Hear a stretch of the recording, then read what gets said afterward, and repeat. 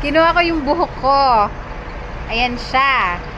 Bagong buhay, bagong buhok, pero hindi ko alam kung bagong buhay to o bagong ano.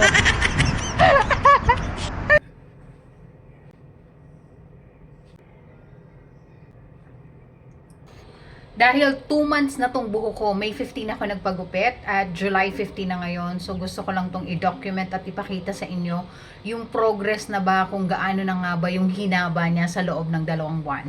So eto na siya ngayon.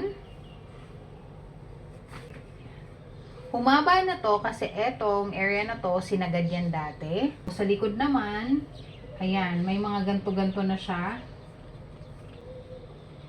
Ayan. Simula May 15 hanggang July 15, wala naman akong ibang treatment pa na ginagawa sa buhok ko. Shampoo lang ako palagi. Yung conditioner, nag-try ako siguro mga twice lang. Pero ang hirap kasi ang iksi na ng buhok ko. Tapos parang hindi siya masyadong nalalagyan. Tapos pati yung scalp, yon nalalagyan din ng conditioner. So itinigil ko na yung paglalagay ng conditioner. Bali, shampoo lang siya muna. Ang dami kong hair fall, dandruff, sobrang nipis na ng buhok ko. Yun. So ngayon, August 15, 2025, 3 months na ang nakakalipas at eto na ngayon ang buhok ko after 3 months. Yan.